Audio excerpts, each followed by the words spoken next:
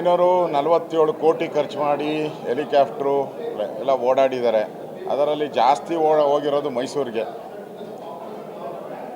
ಅವರು ಮೈಸೂರಿಗೆ ಸಿ ಎಮ್ಮ, ಕರ್ನಾಟಕಕ್ಕೆ ಸಿ ಎಮ್ಮ ಅರ್ಥ ಆಗ್ತಾ ಇಲ್ಲ. ಅವ್ರು ಟ್ರಾವೆಲ್ ನೋಡ್ತಾ ಇದ್ದರೆ ಮೈಸೂರಿಗೆ ಮಾತ್ರ ಮುಖ್ಯಮಂತ್ರಿ ಅಂತ ಅನಿಸ್ತಾ ಇದೆ. ಅವ್ರಿಗೆ ರಸ್ತೆಗಳ ಮೇಲೆ ಕಾನ್ಫಿಡೆನ್ಸ್ ಇಲ್ಲ.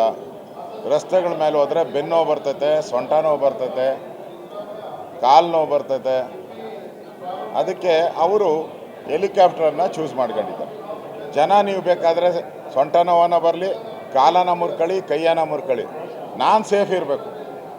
ನಾನು ಸೇಫ್ ಇದ್ದರೆ ಆಯಿತು, ನೀವೇನು ಬೇಕಾದರೂ ಹಾಳಾಗೋಗಿ ಅಂಥೇಳಿ ಅವರು ಹೆಲಿಕಾಪ್ಟ್ರನ್ನು ಆಯ್ಕೆ ಮಾಡ್ಕೊಂಡಿದ್ದಾರೆ.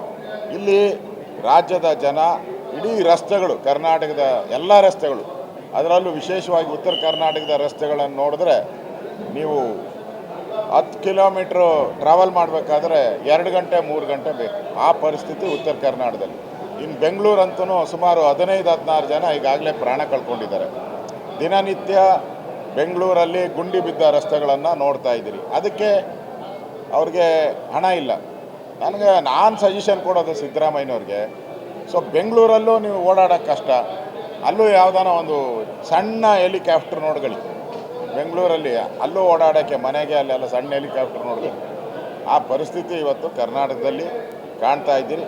ಈ ದುಂದು ವೆಚ್ಚ ಮಾಡೋದ್ರ ಬದಲು ಇಲ್ಲಿ ಉತ್ತರ ಕರ್ನಾಟಕದ ಜನ ಕಬ್ಬು ಬೆಳೆ ಬೆಳೆದಿದ್ದಾರೆ, ಪರಿಹಾರ ಕೊಡಿ ಅಂದರೆ 50 ರೂಪಾಯಿ ಕೊಡ್ತೀರ. ನಿಮ್ಮ ಹೆಲಿಕಾಪ್ಟ್ರಿಗೆ 47 ಕೋಟಿ ಕೊಡ್ತೀರ. ಯಾವ ನ್ಯಾಯ ಅಂತ ಕೇಳೋದು.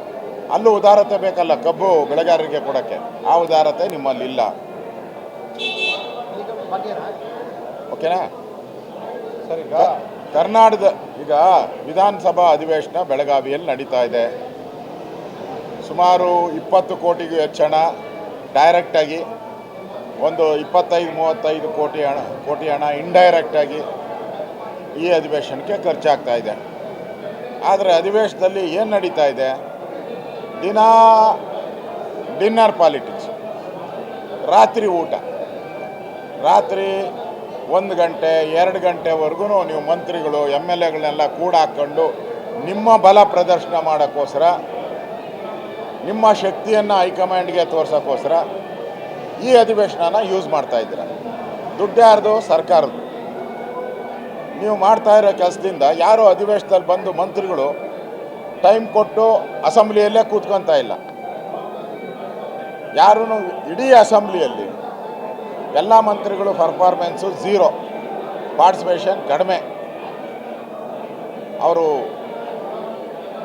ತಯಾರಾಗಿ ಬರಬೇಕಲ್ಲ, ಬೆಳಗ್ಗೆ ತಯಾರಿಲ್ಲ, ಬಂದು ಏನೋ ಇಲ್ಲಿ ಬುರುಡೆ ಬಿಡಬೇಕು, ಬಿಟ್ಬಿಟ್ಟು ಹೋಗ್ತಾರೆ ಅಷ್ಟೇ. ಇಲ್ಲಿ ನಡೀತಾ ಇರೋದು ಪೂರ್ತಿ ಪವರ್ ಪಾಲಿಟಿಕ್ಸ್.